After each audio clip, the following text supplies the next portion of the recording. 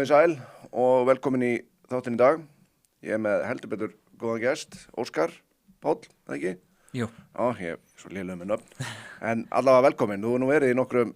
þáttum með mér áður, feðraveldurinn sem við þurftum að setja á pásu meðan ég var hérna á Íslandi. En mér fannst bara svo ógeðslega áhugavert sem varst að segja og hvað þú ert búin að vera að vinna með, er ekki aðalega ungt fólk sem er búin að vera að vinna með svona óvirkum fíklum og svoleiðis. Jú. Langaði að segja okkur aðeins frá þér? Já, ég er náttúrulega, ég er sérst óvirkur fíkill, búinn að vera edrú núna í 10 ár og mjög virkur innan 12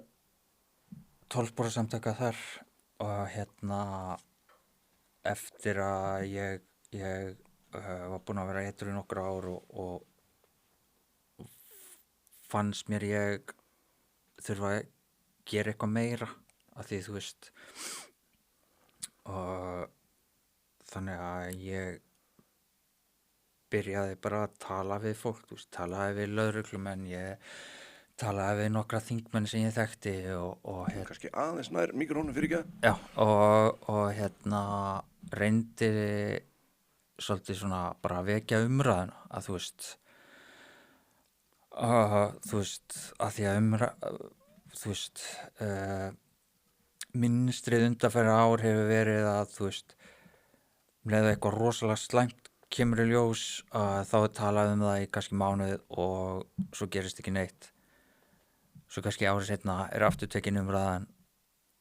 og það er kannski sett eitthvað stutt fjáröflun og svo gerist ekki neitt og þannig að það sem ég fór að gera, ég fór að tala við SÁA og ég fór og reyndi að fara pólitísku leiðina, fór inn í Pírataflokkinn og fór að taka þátt í umræðinu þar og sjá hvað var hægt að gera út frá þeirri leið og svo reyndi ég að blæða mig bara upplýsingar, gerði þetta á hverju ári og í svona febrúar að þá hafði ég samband við Vog og landlækni og náði mér í tölunar yfir látin á árinu eða seinasta ári og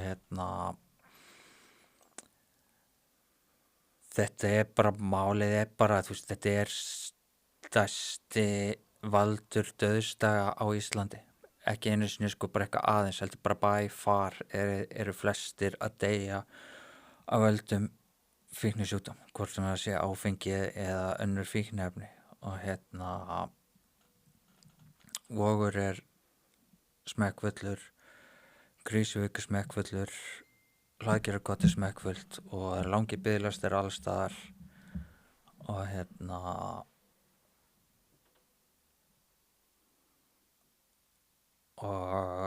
þú veist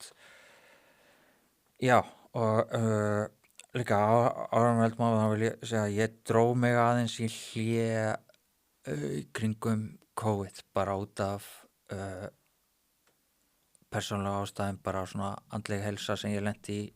og ég þurfti svolítið bara svona að draga mig tilbaka því ég var svona fókusaður á þetta, ég var ekki að sinna sjálf andlegri heilsinu minni og ég svolítið bara svona, já, fekk svona má svona mental break, ekki bara út af þessu, það var margt annað í gangi í lífinu mínu sem ég var ekki að sinna og en ég vil algjörlega varpa ljósi á meðal annars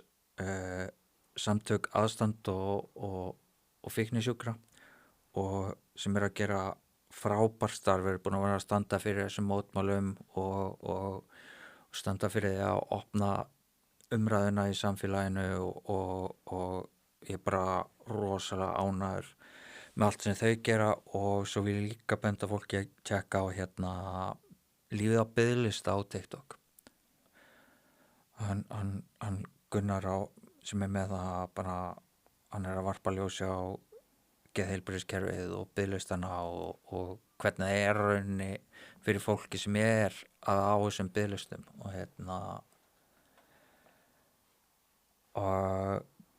ég vildi líka svolítið koma inn á að því að mikið, já ég myndi segja langflest fólk misskilur hvað það er að vera fíkill En til þess myndi spyrja þig bara, hvernig mynd þú skilgreina ef myndi spyrja þig hvað er fíkill?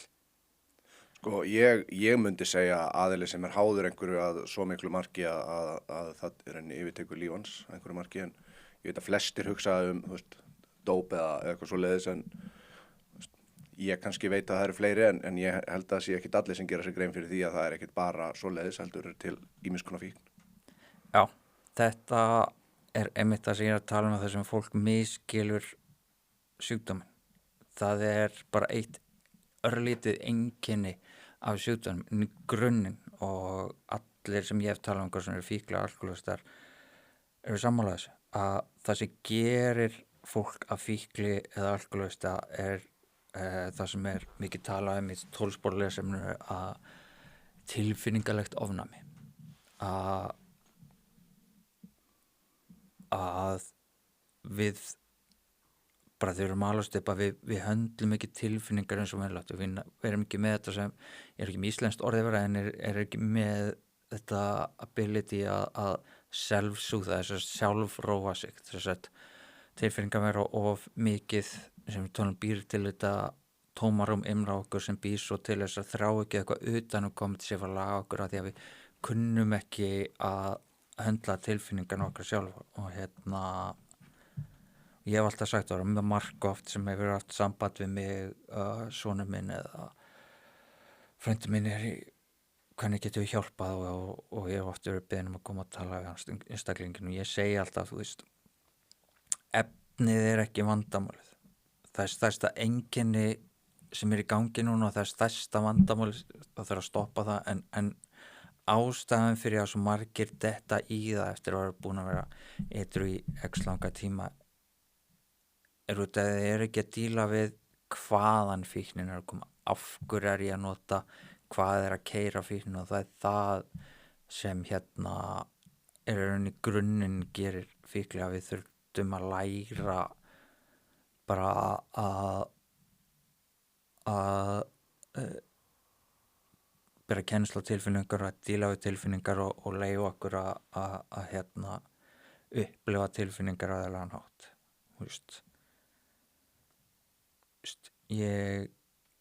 Fíkniefni fyrir okkur öll og var lausn til að bera með, og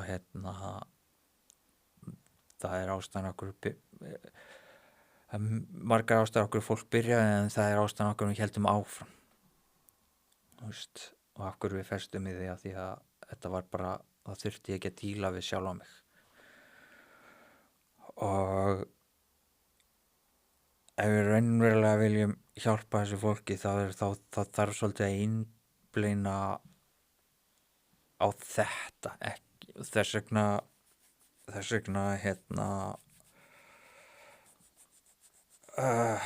hataði því að sé einhverja lækna sem ekki sérhæfa sig í fíknisjúkdómum koma og tala um, já, það eina sem þarf er að laga dopamín imbalancing.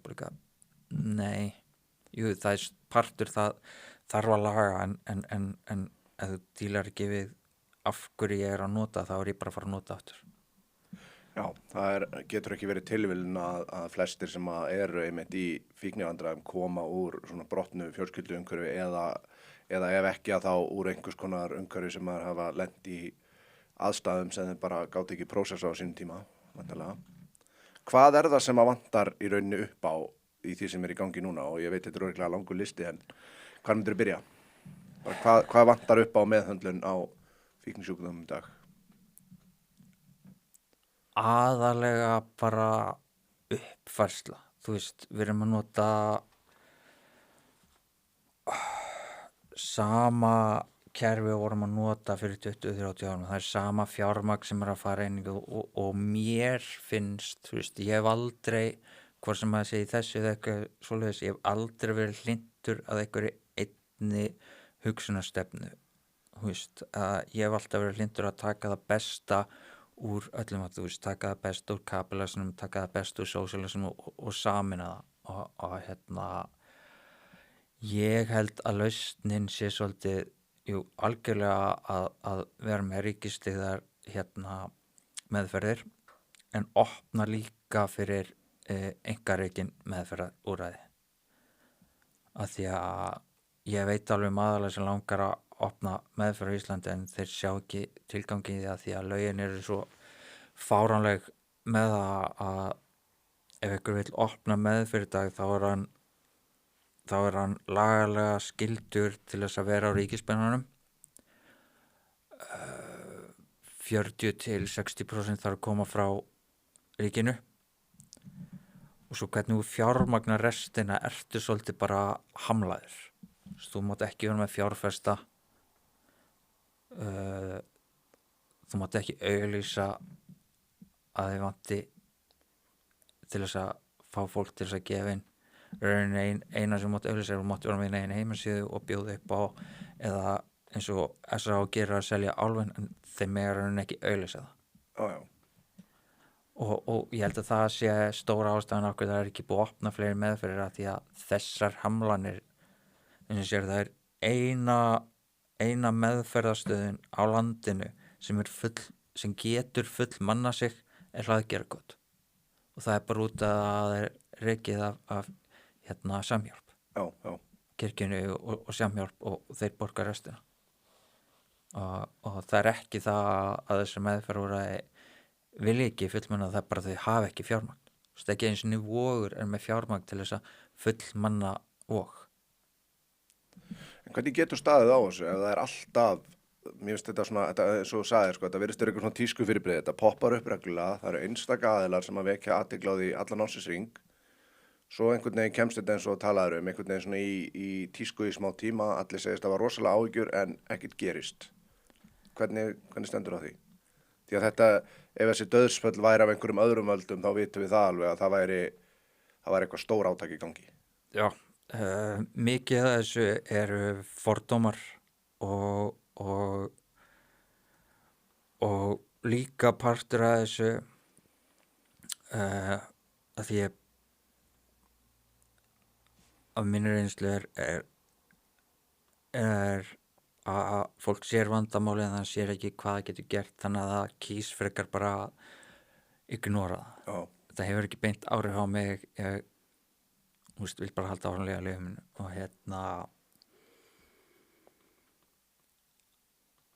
bara svo að fólk átti sig á stöðunni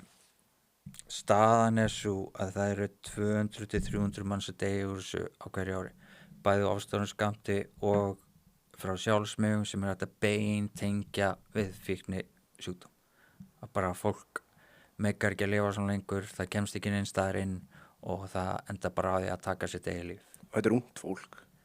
Já, 30% af þessu eru 18 ára yngri. Úff.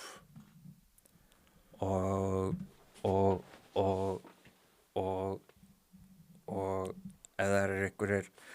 foreldrar sem eru með unglinga þá, ég er ekki að segja þetta til þess að hræða fólk en fólk þarf að átta sig á raunverulegu stöðum. Staðan er svo að ég fekk mikið hatur fyrir þetta á sínum tíma að segja þetta en rétt fyrir COVID það gaf foreldrasamtökin það út að drykkja ungmenna var eiginlega orðin það lítil að hún var non-existent og ég sagði að það væri hræðilegu hlutur. Ástæðan fyrir því að ég segja þessi hræðilegu hlutur að það er ekki það að neysla ungmenna sé búin að minnka. Þau eru bara ekki að drekka og eru að byrja að fara í harðari neyslu. Já. Það sem er mjög vinstal núna meðal 14-16 ára unglinga er þessi læknadóp. Þú veist, oxycodone, þessi geðlyf, þessi deyfilyf og svo náttúrulega líka grasneyslan en drykkjan er ekkert það vinsæl lengur. Og annað líka, þegar ég var að byrja fyrir 10 árum, þá var kannski, myndi ég segja, kannski 10-20% af fólki sem að hitta á fundum sem að heyrði byrjaði í neyslu 12-14 ára. Nú myndi ég segja að það sé svona 60% af fólkinu sem er að koma inn. Sem er að byrja svona sem er ung? Já. Það er rosalegt. Þú veist, þetta er þróunin. Og ég held að fólk átti sig ekki á hversu alvarlegt ástandið er. Og það sem er hættulegast núna er þetta fentanyl. Og þegar þetta byrjaði náttúrulega ég vissi eiginlega ekkert þetta þannig að ég talaði við vin minn sem eðlisfræðingur og lyfjafræðingur og ég spurði hann bara út í það og hann skoðaði og hafði samband við mig viku seinna þar sem hann basically bara bjóða til og fargaði því svo og hann sagði við mig að vandamálið við fentanyl út af því að fentanyl ópíótlyf sem 30 sinnum sterkara en heroín. Þetta basically bara morfínlyf og þetta 100% gervi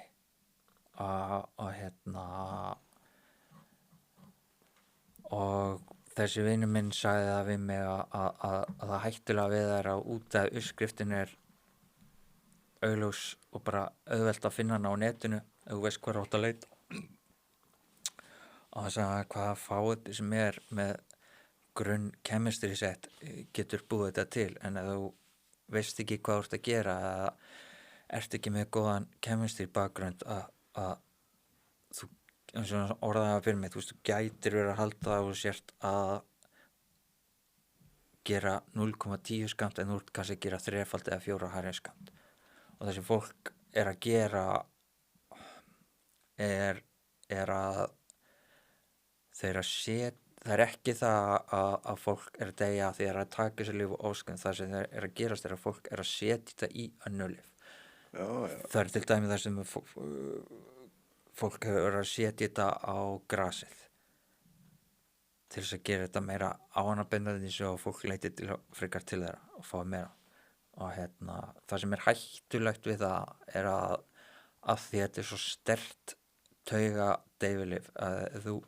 reykir það inn það sem gerist þegar þú farir rauninni bara kæfisöfn þess að það hægt og rólega bara slekkur á lungunum á þér þannig að þetta ekki slæmur dauðstæði ef maður talar það þú basically bara verður þreyttur og svo sofnar og svo bara kafnar út og hitt líka bara það algjörlega bara málið að pólitíkunum fyrir kannski utan flokk fólksins og Píratana þegar þeir flokkar sem hafa barist hafa reynt að berjast sem mest fyrir þessu fyrir á þinginu að fá einhverjar breytingar inn hini flokkanum bara svo slétt sama með hann hópa fólki það bara málið og þau segir bara ekki nei, þeim ekki sama, þeir bara veit ekki betur bara, sorry, það ekki lengur viable, það ekki lengur afsökun sem ég tek gildi að því að búið að benda á það trekk núna í nokkur ár og þeir neita að hlusta og það sem ég fannst bara gott dæmi það fyrstu mótmælin sem samtök aðstand og fíkla settu á austurinn þá boðuðu þeir heilbrigðisráðherra sendu hann bara mjög fallegt bréf þó ekki væntu að þú myndi mæta og kannski taka þátt í umræðinni og ætlum bara að halda friðleg mótmæli ekki bara mætti hann ekki hann sendi ekkert bréf hann svaraði ekki neinu enginn frá heilbrigðisráðuneytinu sagði orð það sendi bara svolítið skýr merki að þeim slétt sami með hann hópa fólki og gott dæmi þetta svo ljótt það læknir sem var sviptur leyfinu sínu þannig að hann getur í lengur skrifað út lyfseðla að því að hann var að hjálpa sprautufiklum, basically bara gefa þeim dagskamt bara svo þeir á meðan þeir voru að bíða eftir að komast inn á Vog. Já, ég man eftir því, ég man ekki hvað hann heitir en ég man eftir því að hann var sviptur leyfinu og þó það sé nú ekki minn flokkur á langar mig kannski aðeins að minnst að menn eigi nú að fá það sem eiga skilið að Sigmar Guðmundsson í Viðreisn heitir ekki Sigmar Guðmundsson Jú. Hann hefur reynda verið pínu svolítið duglegur en flokkurinn sjálfur not so much en minnst að hann allavega megi fá að heyra svona, þó hann sé ekki í þessum tveim flokkum hann en ég algjörlega sammála þessu þetta alveg með ólíkindum þú veist en er það bara staðreynd að það vita allir af hverju þetta vandamál er, hvað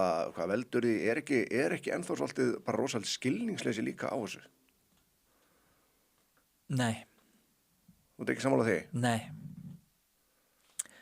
Bara gott dæmi hvað þinginu er slett saman það. Rétt 2018 var gerð skoðanakönnun. Það sem 70% af þjóðinni vilja afglæpavæðingu fíkniefna. Er búið að gera eitthvað í því? Ekki svo ég muni. Nei. Þegar 70% af þjóðinni sér að það þarf að afglæpavæða þetta. Og þetta er fólk sem á að vera vinna fyrir okkur og þeir neita að hlusta á okkur þegar það kemur að þessu. Og það sjá allir, þeir sem hafa þekki eitthvað sem eru aðstendur sjá að það er það sem þarf að gerast. Af því að það er ekki til eitt slæmt dæmi það. Það sem eitthvað land hefur farið afglæpavæðingu. Það er ekki til eitt slæmt það. Það er bara hægt að segja góða dæmi. Glæpir minnka, dauðsföll minnka,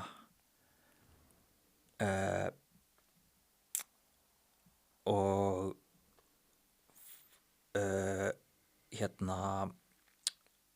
það aukst fólki sem verður edrú af því að þú veist eins og til dæmis náttúrulega Portugal er svona landi sem er alltaf lit til að þeir eru fyrstu sem þeir gerðu af því að þeir gerðu þetta á réttan hátt, þú veist.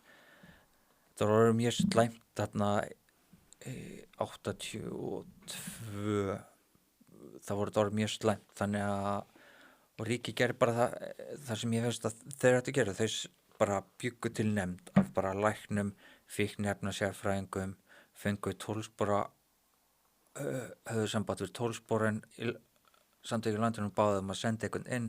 og það var bara sett nefnd sem var bara í ár, bara að skoða alla þætti, hvað þarf að breytast, hvað er ekki að virka, hvað þurfum að gera og þau byrjuðu bara að afglæpavæða, þau byrjuðu að bjóða upp á neyslurými og er neysla ennþá í Portugal? Jú, það mun alltaf vera neysla en dauðsföllin er í mjög lágu mæli hjá þeim út af því að það er svo vel séð þennan hópa fólki og annar land sem við líka vera að gera rosalega góða hluti er Sviss. Þannig að þeir eru með sérstakar heilsugæslur sem er fyrir þennan hópa fólki. Þá færður þetta bæði heilsugæslur og félagsþjónusta. Þess að þú ert mætir fyrsta skipti, þá færður bara félagsráðgjafa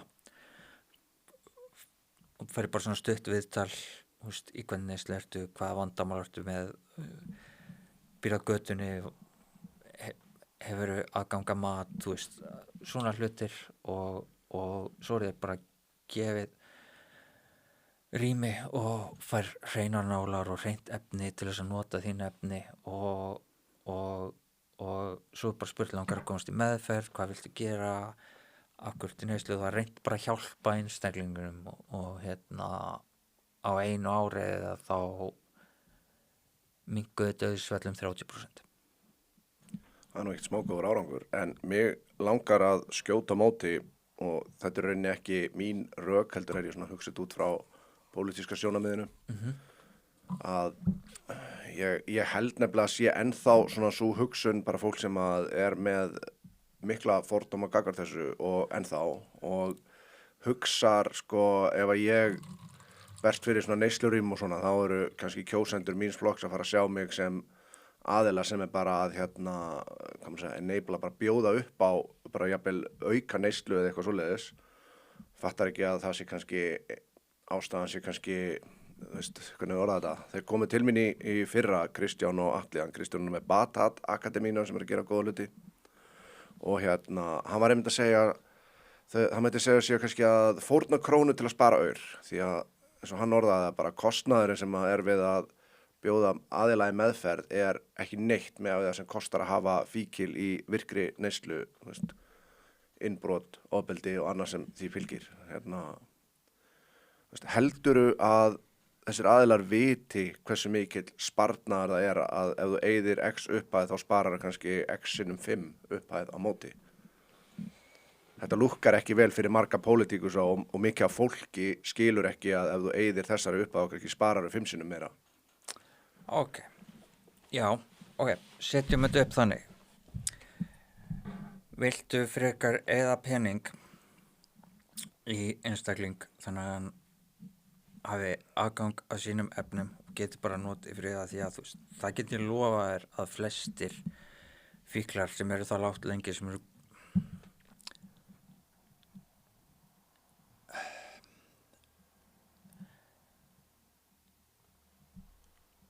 ok,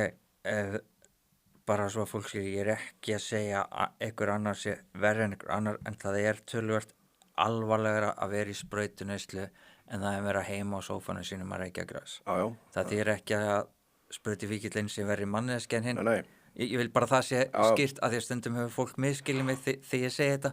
Þegar fólk er komin á stig fíknarinn mætti segja kannski. Já. Þegar komið á þetta stig og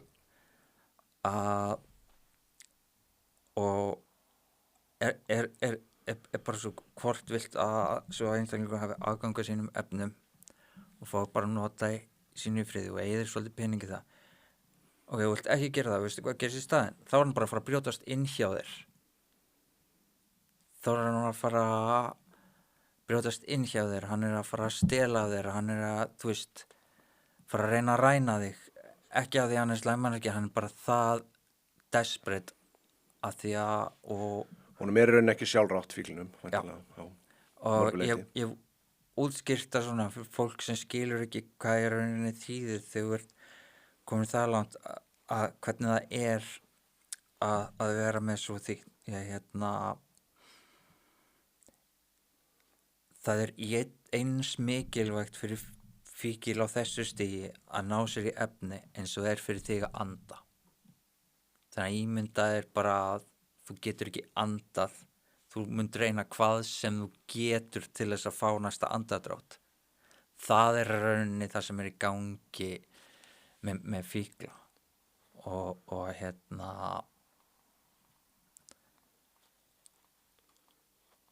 og oft sagt þetta við fólk að þú veist, oft verið spurður, þú veist, getur þú hjálpa mér að neyða son minn eða þennan í meðferð. Ég sé bara, nei, það bara virkar ekki og að því að það er að leiðilega við þennan sjúkdóm er að það er ekki það að fólk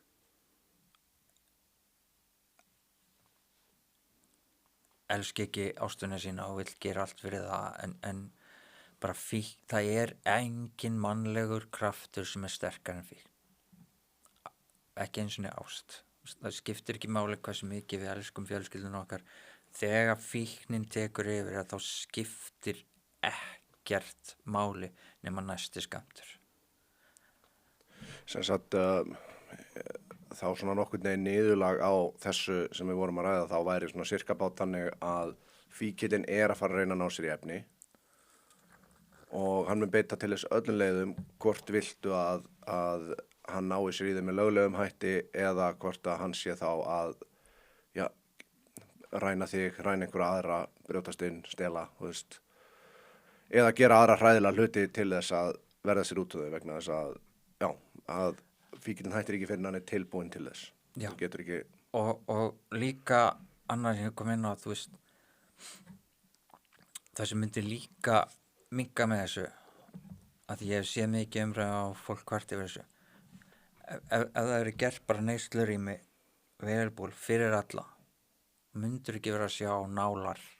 notaðar í stigagangniðinum eða á leikskólum eða þú veist Já, þetta er góða punktur. Þú veist, það er ekki það að fíklar sé að reyna eitra fyrir öðrum, bara bæði er þetta desperate og svo því voru komin undir áhrifum á þessum efnum að þá ertu rosalega ekkert tengdur við raunveruleikan rauninni. Ert rosalega svona sljór og svona rökhugsun fer út hugsun og og hann var með það oft, og ég skil alveg af hverju fólk tala þannig, að fólk er þannig bara ekki, ég skil ekki þetta mig, þetta meikar ekki sens, og ég bara taktu alla rökhugsun í burtu þegar þú ert að díla við fíkil, af því það er engin rökhugsun. Þú veist, ég hef alltaf sagt það að afneitunin sem ég díla við sem fíkil er ekki eins og afneitunin sem venjulegt fólk díla við. Að því venjulegt fólk þegar dílar við afneitun, og því ég segi venjulegt fólk þá er ég bara að tala um fólk sem er ekki fíklar og alkoholistar.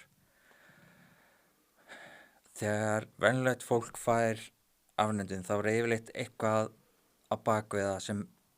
eitthvað rökhugsun á bakviða sem er kannski byggð á röngum grundvelli og er að ljúga sér, en það er eitthvað svona sannleikur í því sem þið ná að byggja afneituna ofan á. Með fíkla það er engin rökhugsun og engin, þú veist, við höfum að bara, ok, það er ekki það ég er að nota, það er bara ég er að nota vitlaust efni, þú veist, þessi hugsun. Og einn besta saga sem ég hef heyrt, og ég segi þetta oft því að mér fer með fundin á Voga, að félagi minn var búinn að vera edrú í einhverja 8-9 mánuði, einhver prógrami, þannig að hann var ekkert í góðu jafnvægi og einhver batarraunni frá sjúkdónum þótt hann var edrú. Og hann kemur heim og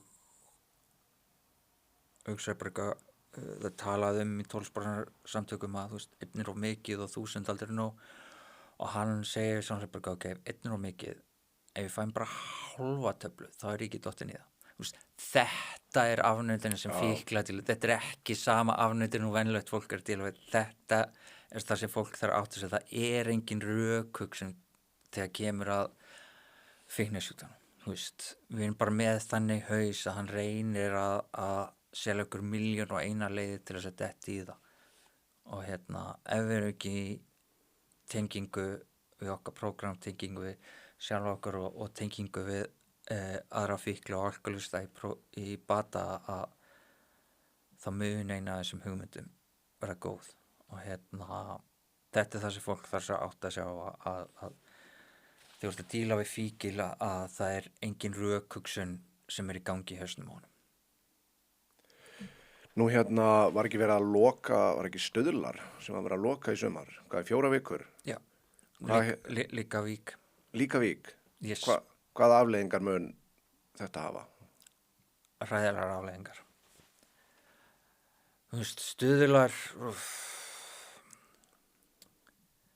ég er bara þeirri skoðun að Stuðlar er ekki það sem þeir voru. Ég mun ábygglega, fólk mun ábygglega einhverjir tala á móti, en það þarf bara að segja þetta. Stuðlar, ég myndi alls ekki, ef ég var í foreldri með unglinga, það er seinasti staður sem ég myndi senda barnið mitt í dag. Akkurru? Léleg hugsunarfræði, þetta er orðið geymslustaður fyrir börn, það er ekkert almennt prógram, það er búið að henda út 12 samtökum út, segist ekki þurfa að því halda við séum að fara að segja hvernig hann nota, bara, þannig að þú veist, bara af fólki eða ungu krökkur sem ég sé koma inn sem hafa verið inn á Stuðlum seinustu 5 árin, ég myndi þessu seinasti staður sem ég myndi senda barnið mitt á. Þetta er ekki vel rekið í dag eins og það var þegar ég var unglingur. Ég var aldrei þar, en ég átti marga vini sem fóru þangað og hafði bara mjög gott að því, en hvernig það er rekið í dag og það er voða lítið gert fyrir þá sem koma þangað inn í dag. Þetta er orðið basically bara svona geymslustaður fyrir börn, og börn koma mjög sköðuð hana út í dag. Það er í rauninni náttúrulega hræðilegt að heyra, en hvaða staður er þá svona sem að go to staður fyrir börn og úlinga í dag sem kemur í staðinn? Það er náttúrulega bangsadeild á Vogi og Er hún alveg einangruð frá hinum? hún er algjörlega einangruð. Þeir eru ekki einu sinni, þú veist, þeir eru með stóran sal á Vogi þar sem fundur á hverju kvöldi. Það er sér salur fyrir bangsadeildina fyrir þá sem kom með fundi fyrir þá. Þannig að þú veist, já, það er algjörlega, það var ekki þannig og það var stórt vandamál en það er algjörlega búin að einangra. Þeir sem eru inn á Vogi, þeir komast ekki einu sinni inn á þá deild, sko. Og hérna, þú veist, með það sem að vantar orðið af, þú veist, meðferðarúrræðum, en mér langar aðeins að ræða forvarnir. Hvað er eitthvað sem við getum gert til að, hérna, þú veist, til að jafnvel minnka þetta eða koma í veg fyrir þetta að einhverju leyti, þú veist, það myndi kannski meika sens að fara að huga einhverju svoleiðis. Er verið að gera eitthvað slíkt nú í dag? Er eitthvað sérstakt átak við svona eða? Það eru nokkrir sem að gera góða hluti, meðal annars mamma vinkonu minnar sem lést 16 ára gömul, hún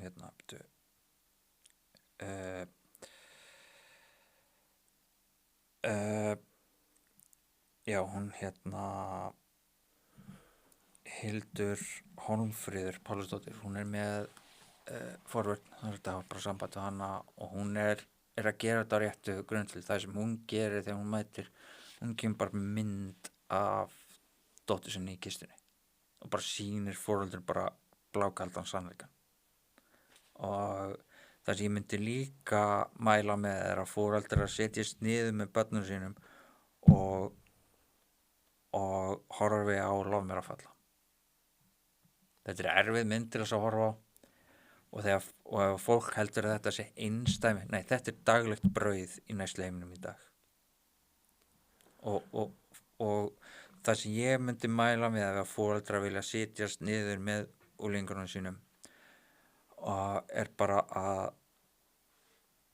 afla sér upplýsinga og tala við börnin sín, aldrei nokkuð tíman ljúga þeim. Þótt þú segir 99%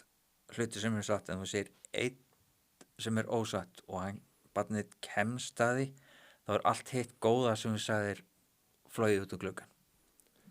Börn og úlingar geta alveg meðhöndlað og tekið við erfiðum sannleika. Þannig að þú veist bara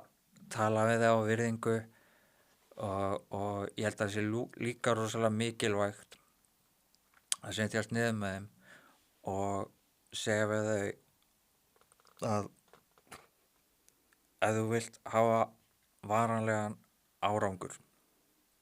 og það eru margar rannsóknir sem hafa verið gerðar á þessari aðferð sem sýnir bara að þetta er það sem virkar, er að setjast niður með barninu og segja bara við það, ok, nú ætlum við að tala um fíkniefni og neyslu og hvað þú ert að passa það á og segja svo við barnið, allt sem þú segir hérna, þú færð enga refsingu, þetta verður öruggt, þú segja mig hvað sem er og ég verði ekki reið eða refsa þér, að gefa barninu safe space, bara að segja, þú veist, hvort að, þú veist, hafi notað eða eru vinnir að nota eða hafa þeir mætt á einhver stað þar sem hefur verið að nota, þú veist, opna þessa umræðu og þú veist, ekki vera, þú veist, svona að dímuna þessa efni, þú segir henni bara ef þú nota þetta þá getur þetta verið niðurstaðan og ef þú ert, það eru sem með fíkni og alkohol, það er bæði fólk sem til þessu, eins og ég hafa fæðist með hana sjúkdóm og eru í þessum ádópi og svo eru aðrir sem til þessu hafa áunnið sér, þannig að hver einn upplifir það á sinn hátt en að þú veist byrja bara viðhengu fyrir barninu og segja henni bara, þú veist, ef þú notar þetta efni þá getur það leitt til þetta og með langarna til neyslu að þá getur þetta verið afleiðingarnar og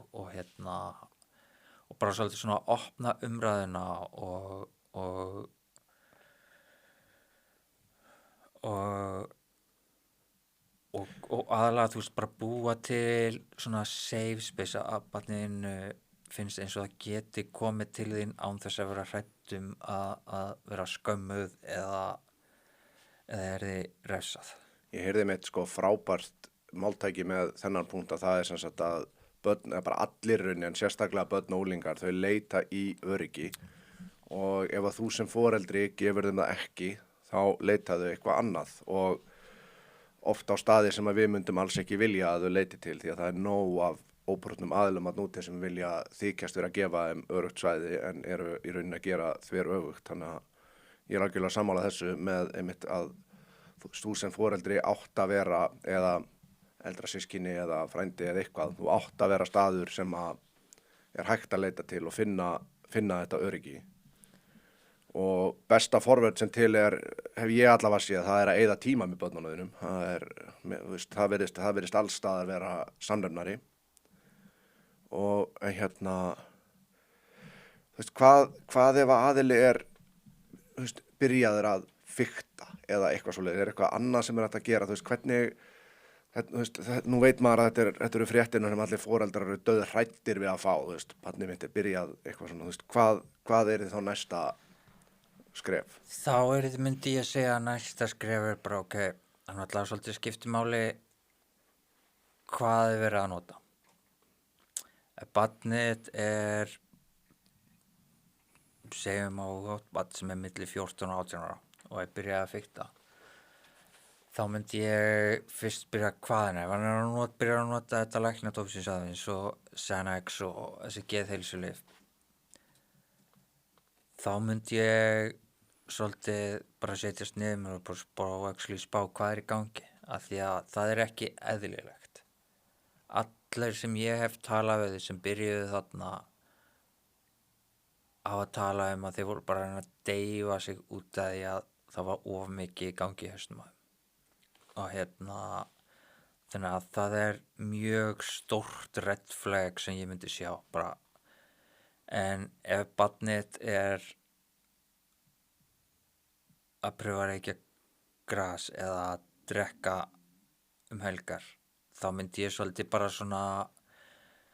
setjast niður með því og segja bara ok, ég ekki sáttu við að þú sért að nota en þú veist, að banna þig eða refsa þig fyrir það, þú bara henda þig inn í efnin. Já. En þú veist, bara tala hættunar, þú veist, bara beðum að fara varlega, þú veist, og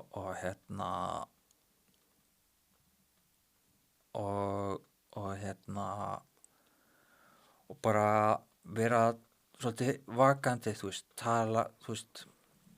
biðja bara að, þú veist, láta vita hvað svo áttu að nota, fylgjast með því, þú veist, og reyna, skiptir rosalega mikið máli hvernig fara að því að, þú veist, ekki þrýst of mikið en svona reglulega bara reyna að fá til að opna sig tilfinningarnar sínar, þú veist, eitthvað í gangi, eitthvað, ertu að nota óhefnilega mikið eða ertu bara að fá þér, ferði í eitt partí og farði þér eina jónu eða 2 bjóra, þú veist, ég myndi ekki segja að það væri eitthvað rosalega hættulegt. Nei. Það skiptir máli hvernig það að nota og í hvað skinni, eða bara Jóna var í boðið þannig ég fekk mér nokkra smóka og þá sé ég ekkert rauninni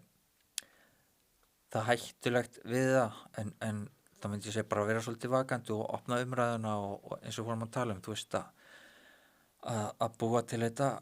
safe space hjá þér og þannig að já, það fer alltaf eftir hvað það að nota og í hvaða magni. Já, það náttúrulega sko, ég held að þessum margir sem gera sér ekki grein fyrir einmitt þessum stigsmun og sérstaklega eins og í dag með þessu dóti, flestir hugsa bara, hvað ég var byrjaðar að fá mér stelast í bjór og eitthvað svoleiðis,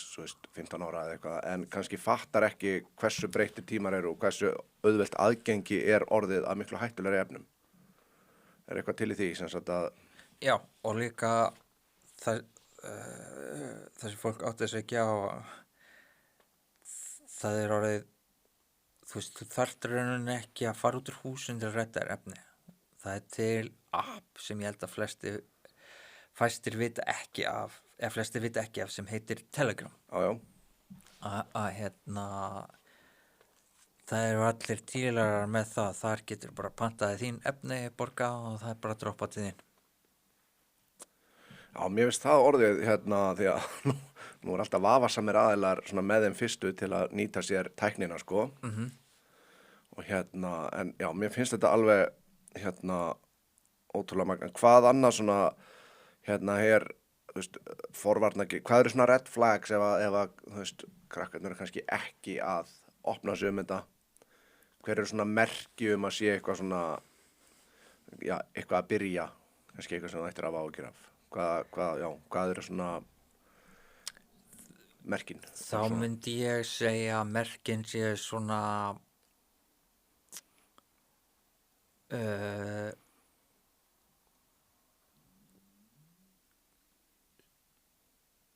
gengi illa í skóla, þú veist, er farin að mæta illa, er farin að skrópa í tíma, er farin allt í einu að verða til vandræða, þú veist, þessi sem ég kalla svona cry for attention, bara breyting á hegðunarmynstri. Það er ég ekki að tala eitthvað smá að hann sé að þroskast, ég er að tala svona 180 gráður breyting á hegðunarmynstri. Náttúrulega allir þeir vel úlingar að þá rebella þeir og reyna að finna svona uppgöta sig og svoleiðis. Það er allt í góðu en ef öll samskipti eru orðin að einhverju svona stríðir nánast, það er strax warning sign. Það er þessi snöggu og miklu breytingar á persónuleika og hegðun og bara hvernig gengur í lífinu dagstæðlega. Nú veit ég að þetta er svona kannski frekar sérsvið götustrákana en ég er alltaf þar að góðvísar aldrei oft kveðin og það þarf bara augljóslega að vekja sem mesta athygli á þessu allstaðar. Hvert, þú veist, nú segjum sem bara svo að einhver svona sé að díla við svona og langi að komast eitthvað inn, sér allt kannski, heldur allt sem vonlaust að þegar langi biðlistar. Hver geta þið leitað? Ég myndi náttúrulega byrja á því bara að hringja upp á Vog, tala við þá, veist, það er náttúrulega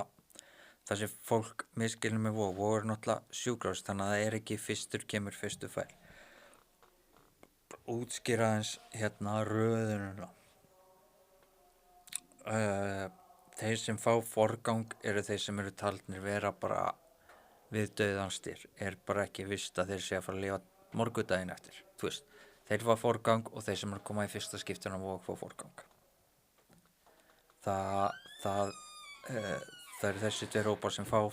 forgang, þannig ég myndi bara fyrst bara hafa samband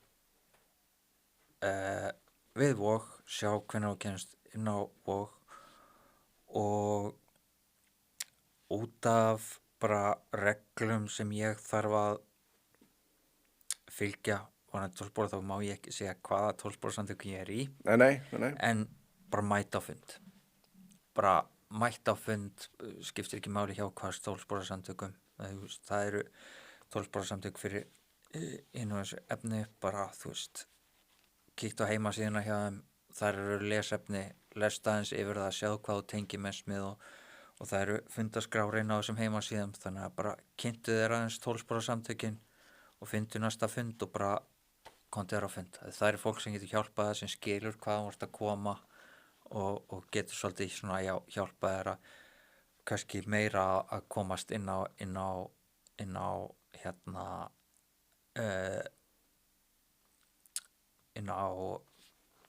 meðferð og svoleiðis. Og fyrir aðstandendur þá mæli ég með að líka kíkja á þessar heimasíða, því það eru svona hjálparsímar eða upplýsingarsímar. Ef þið viti ekki hvað þið að gera, bara hringi þessi 12%. Þeir öll eru með eitthvað svona hjálparsíma eða til að bara hringi þið og og fá ykkur upplýsingar. Og fyrir aðstandendur ekki einmitt rosalega mikilvægt, sérstaklega ef að fólk hefur enga reynslu úr þessum heimi sjálft, að gera sér kannski grein fyrir því að, mín reynsla virðist vera svo að það brennur engin heitar fyrir því að hjálpa öðrum í þessari stöðu heldur en aðila sem að verða sjálfur og ekki síst það bara hvað ég vilja heldur kunna það kannski. Ekki reynsla úr þessum heimi ógeðslega mikilvægt þegar kemur að því að tala við fólk í þessum sporum? Jú, það er algjörlega málið að þú veist að tökum bara x mannesku og hann er búinn að prófa að fara til sálfræðings og fara til læknis og geðlæknis og inn á geðdeild og það náði enginn að ná til hans. Svo kem ég og tala hann, ég næ til hans strax að því ég veit hvað hann er að koma, ég veit hvað hugsanir er í gangi í hausnum á honum, ég veit hvað hann er að upplifa og það ég veit ekki hversu ótalmörg dæmi ég hef af því að fólki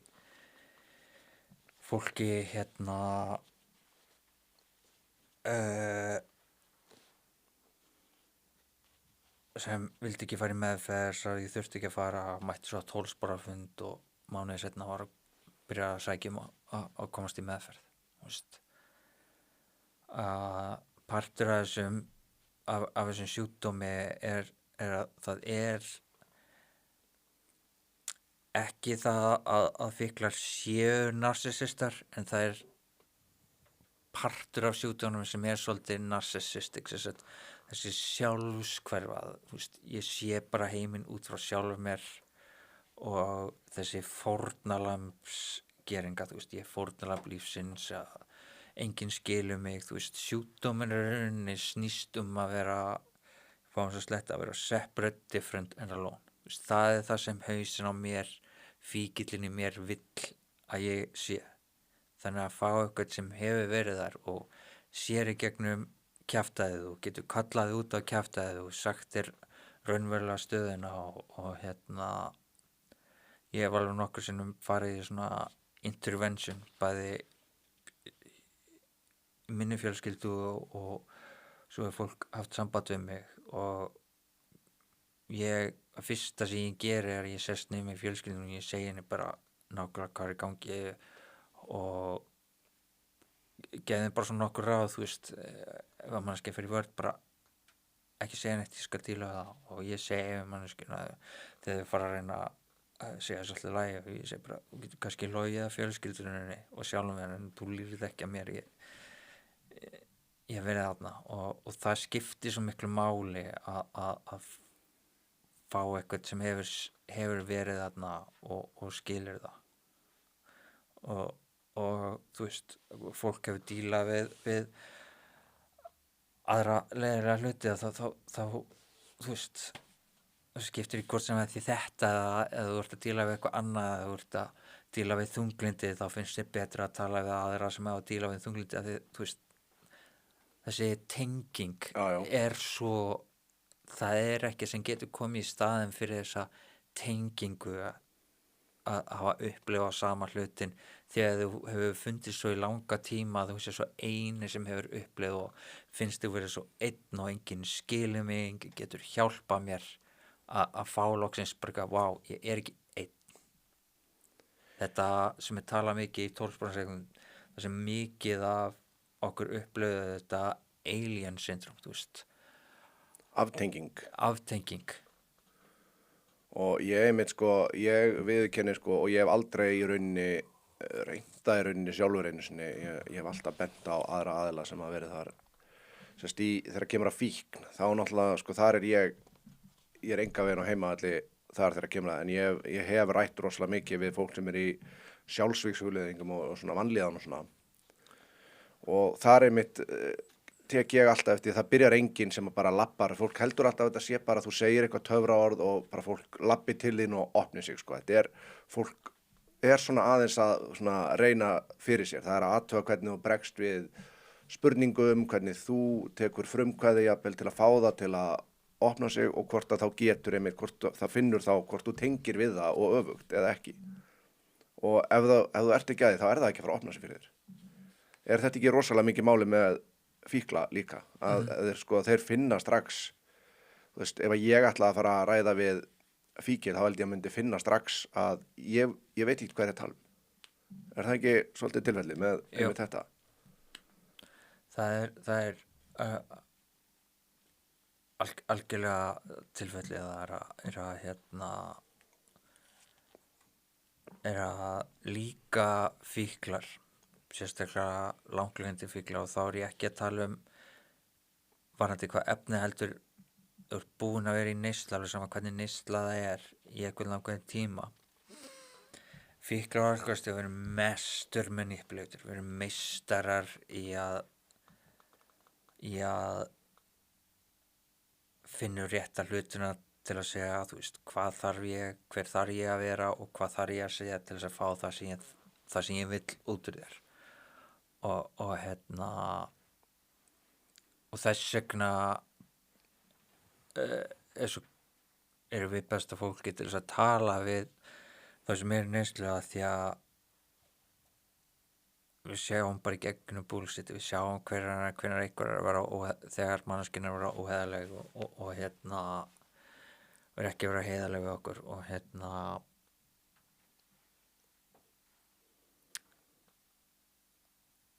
þá er þessi skilningur að hafa verið á þessum stað sem að alveg bara skín strax í gegn einmitt, eins og þú segir, þú sérð alveg bara vá, þú veist, ég er búin að gera þetta 1.000.000 sinnum sjálfur, þú veist,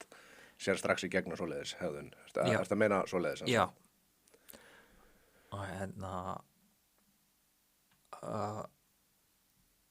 þú veist, ég segi oft við fólk að, þú veist,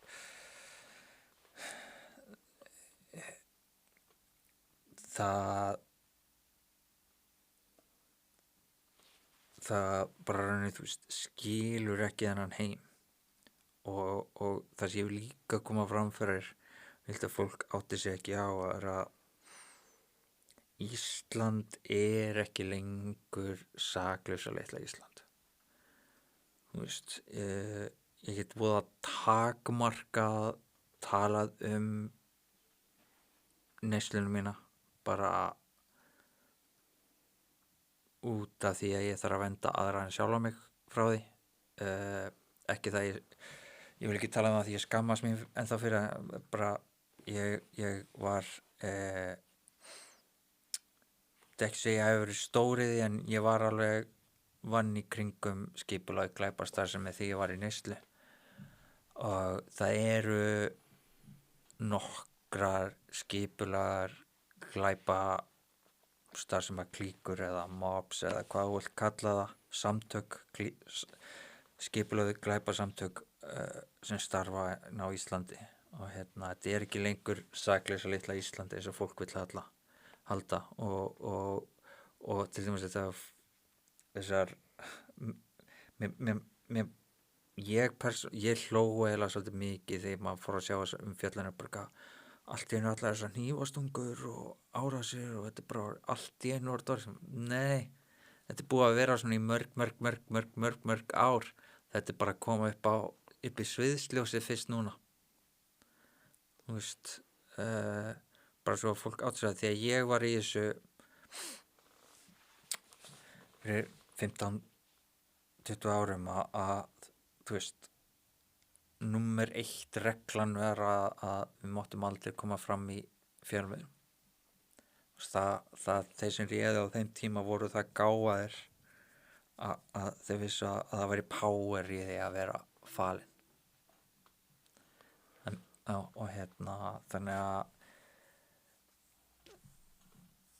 já, þetta er stórhættulegur heimur í dag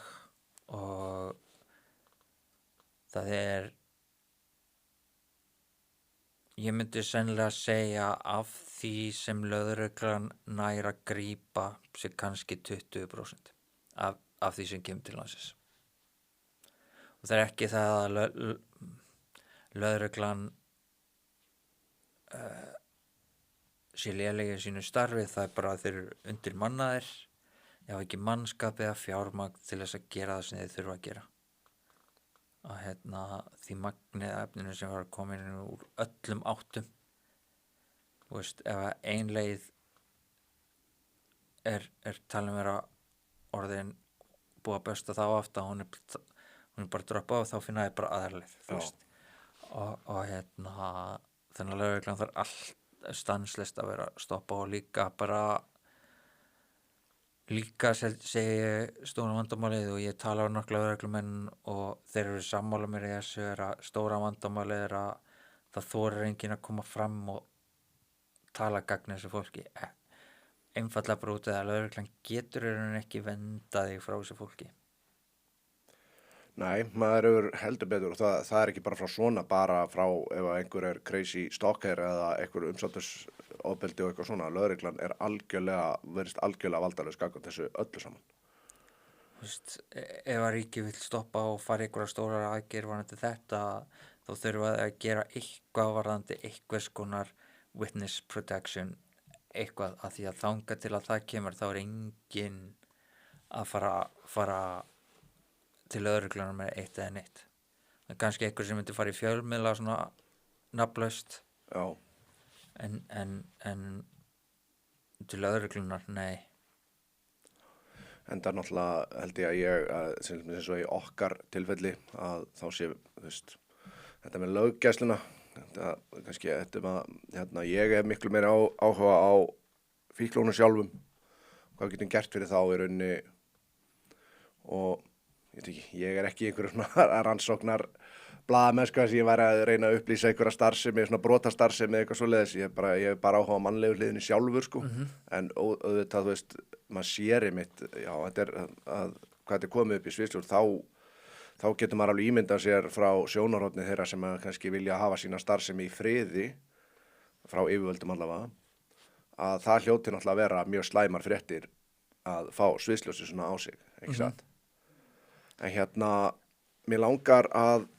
svona nokkurn veginn að lokum að, þú veist, spyrja hvað getur bara venjuleg manneskja gert til þess að aðstoða við,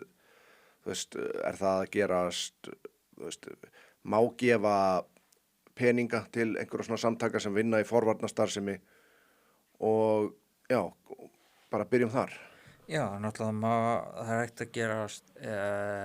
félagi hjá SRA, þá ertu bara að borga mánulega, þá ertu að styrkja SRA, það er líka að gefa sem manneskja peninga til, þú veist, krísuvíkur og hlaðgera kots. Svo myndi ég líka bara hvetja fólk að kynna sér samtök aðstand og fíkla og taka þátt þar, fara á heimasíðuna þeirra og auðvelt að finna og googla bara samtök aðstanda, þá ætti það að vera fyrsta sem kemurst upp og þannig að bara fara heima síðan að kynna sér það, þú veist og hitt mjög sterkt er að ef að nógu mikið af fólki myndi senda inn bréf til heilbrigðisráðherra, þú veist, hvað eru ósátt við þetta, þá neyðast þeir til að hlusta á okkar á endanum þú veist, og líka benda fólki á að þú veist að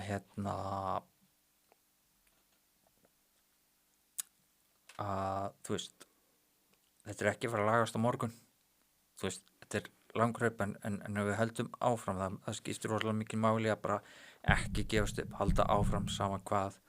að þá munum við ná árangri og þú veist, það er þannig sem breytingar verða, þú veist, það mun alltaf þegar verður að koma einhverju svona breytingum, þá mun alltaf vera eitthvað svona fólk sem vil halda sínum, vil bara hafa hlutina eins og þeir eru og en ef við höldum bara áfram að berjast, tala um það, fara inn á samfélagsmiðla, tala um það, mæli líka með Facebook grúpu sem heitir það er von og að lokum ef það eru einhverjir að hlusta sem er í neyslu og langar mér að segja það bara, þú veist, ef að ég geta þá geta allir að því að, þú veist, ég var 40-50 kíló þegar ég fór minn fyrsta fund, ég var ekki búin að tala við fjölskyldur minn í ábygglega 3 ár, ég átti 2 vini eftir og ég var á þeim stað að ég ætlaði bara að fara að hengja mig að því ég meikaði ekki að lifa lengur og